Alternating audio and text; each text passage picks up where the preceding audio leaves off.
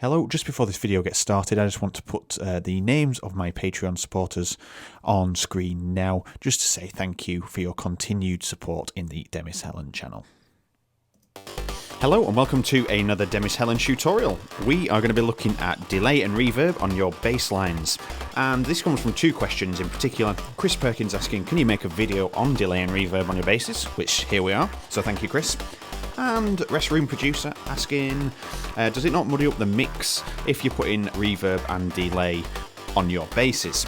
So yes and no, depends how you approach it, but we'll address these two questions. So first we'll look at Chris's question on the bass lines and delay. So we'll pick the first one. You can see that I've soloed everything in orange, and we're just going to pick the first element.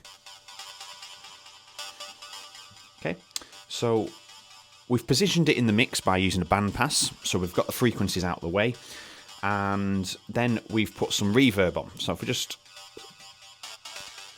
it becomes very central to the mix. So I've used it as a shaping tool to make it sound like the actual sound's a bit longer than it is, and give it some more space, and just push it back a little bit. Then we've put some ping pong delay on, and we've put it on eighth notes, and you can see the settings there. Okay, and that gives it another dimension, because if it's just sat in the mix like this,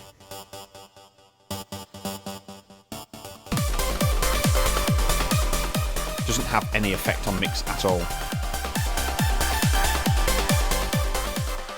Okay, let's just get that back on there. So let's look at the next one. Do we actually have, is this, it's the riser bass section. So I've just put some delay on there just to echo it out. Let's not use that one. Let's use the acid bass one.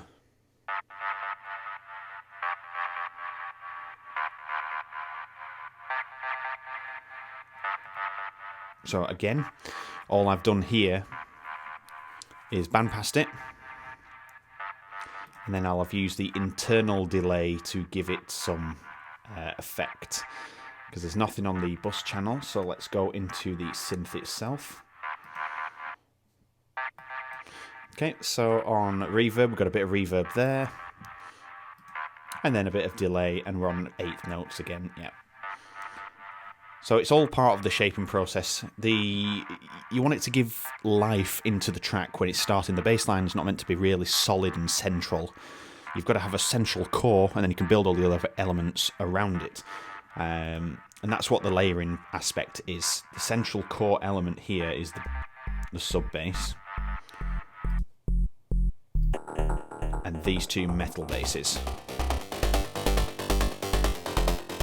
So they're a little bit spaced apart from the sub, and then everything else is just creative extras that emphasize certain notes and certain rhythms in the bass line. And putting delay on there really just mushes things together. If you take this metal bass line, for example. Okay, so we've got an EQ and an OTT on there. But if you was to take the delay off there,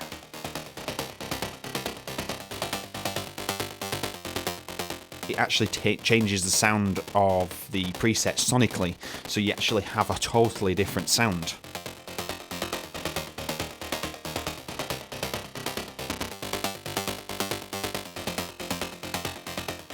And it's just down to the dampening and the feedback that you put on there. So delay can have an effect where it timbrally changes your sound, but makes it more interesting. If it's just like that,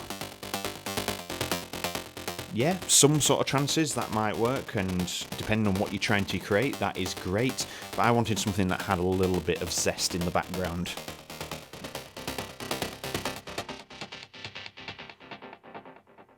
And you can hear it kind of goes through like a bandpass sort of thing. So it's not high and then low. So it has a little bit of movement in there as well, and that just creates the whole illusion that there's more going on than what there really is. So if you just boil it down to this, there's only three elements that are really controlling this bass.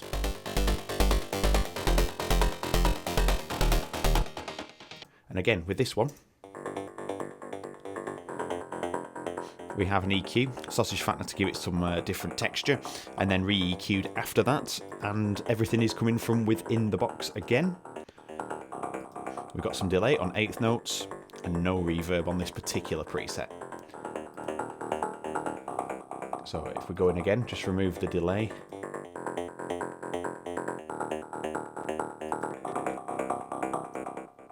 And it's a very short delay, so it doesn't really get in the way, it just overlaps like the second note after it's played. So if you was to add bass, a bass line to some delay, the delay is going to replicate everything it hears. So if your bass has got super low frequencies in and you're delaying the super low frequencies, you're going to start to muddy up your mix, and it's going to be harder to clean up. So let's use this first bass as an example, like we looked at first. And just take a look at the chain of effects. So first things first, I EQ'd it, then I put some delay on it, and then I put some reverb and then delay. So you can see that I have now isolated the frequencies. So there's no low frequencies in there. I've added some reverb onto that signal. Not the original signal, which would have been this, which will replicate everything it hears. And then I've turned the bass down, as you can see here. Usually I turn it all the way down. And then just try and tune the mids to the point that it sounds nice.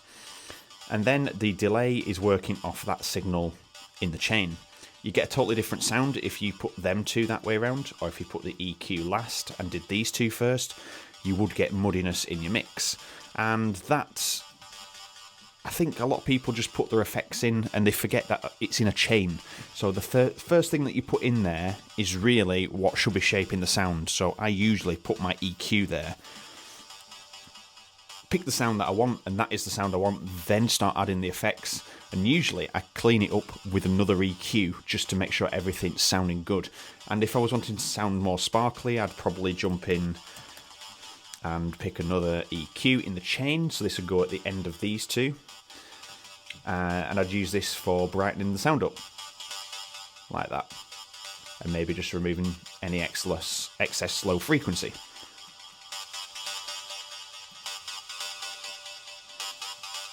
And if you listen to that without it on, and I think I might just leave that on.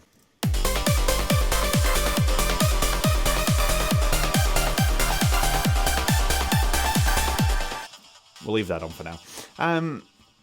So that's how my process would go. Now, if I was to take that off, you're starting to get a load of frequencies in there clashing together, and you just don't want that, because if we look at the frequency on here, let's just put Pro Q3 on. Look at all this stuff that it's delaying, everything right down to 0 hertz basically, and it's not good. Whereas if you put the EQ on, look what it's delaying now. It's delaying up to 200 hertz there at the moment. Yeah, about 200 hertz. And that's probably where I wouldn't use Lufticus to clean it up. I'd use a bit more of a clean cut like this. Just a bit of a sharper cut there. Up to about 600 hertz. And that stops things getting muddy. As you can see, I've only put reverb at the moment on that sound. If you look at the other ones, I actually haven't put reverb, I don't think. No, and then on the bass mix, there is nothing. There's a sidechain, some compression, and then some EQ tidy up to give it a bit more sparkle on the top. So yeah, there is nothing else on with reverb. Now, if you wanted to add reverb, say you had the reverb bus channel here, I tend not to do it, but I have done it. If you was picking this bass, and I wanted some reverb on there.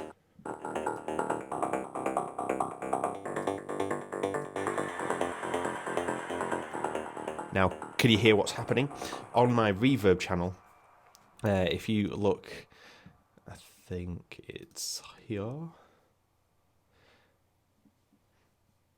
So on my reverb channel, we have Oriel River, and then we have a EQ and a compressor. Now, the EQ is telling the reverb how it needs to sound. So I've basically cut out all the low end. So when this is on the synth mixes, when it's on the vocal snippets or whatever else, the reverb is never going to produce anything lower than the 1 kilohertz range in this instance. So nothing's going to be heard down here. It's only going to reverb the upper frequencies. So you can use that to your advantage and fill up the spectrum a little bit without it sounding muddy. Now, if I was to just do that without EQ on, listen to how awful that sounds. You've got all them lower frequencies, even though that bass doesn't have those lower frequencies.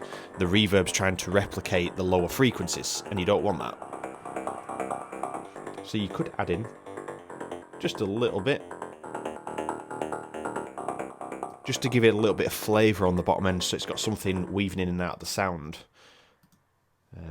Blimey.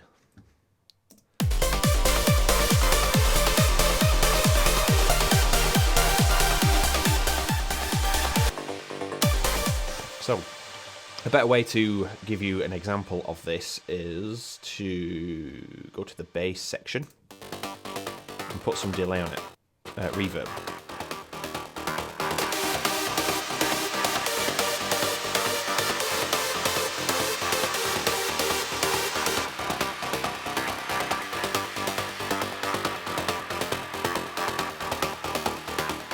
So you get a nice little lush sound happening underneath, and then when everything's playing,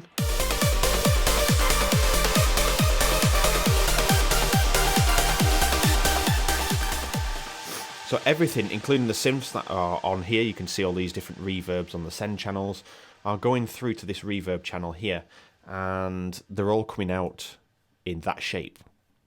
So it's not muddying up the mix, it's not affecting anything in the low end, it's keeping that nice and tight without any interruptions, and your top end is getting the balance. So this track is still in the mix, so don't think that is definitely the way to do it, and that is the sound to get. There's a lot of tweaks to be done because I am going to put that bass element on there, going to mix that reverb in a little bit nicer, and it's just tweaking and making things sound nice. I might even add a second send reverb just to add some detail to the bass with a little bit of delay on. There's endless possibilities. A lot of producers will say, oh, don't add reverb ever to your basses. It depends what you're going for. If you're going for the harder style trance, then no, don't add some reverb to it. It all depends on what you're trying to create. And I'm trying to create an atmosphere in the track that is different to what you hear on all the trance EPs that you hear now, where it's just really hard, in-your-face melodies and bass lines and a big kick. Trance seems to have developed a lot of subgenres where it's merged with what people just brand as EDM, which is all electronic music, to be honest, electronic dance music.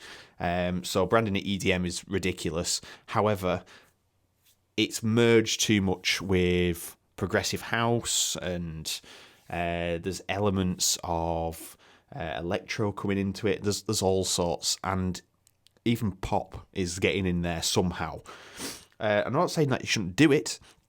My style is more the classic way of approaching trance, which is creating a whole atmosphere and a whole bubble of enjoyment in the track. So you really get lost and immersed in it rather than just having this really hard-hitting melody. It's good, but I like to do the thing where you get lost in it, and that is what defines trance for me.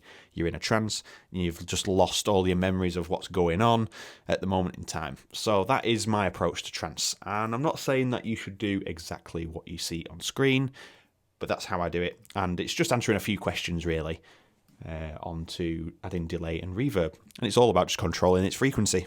So using a bit of EQ and then just tidy it up with a few other things of your choice. The possibilities are endless.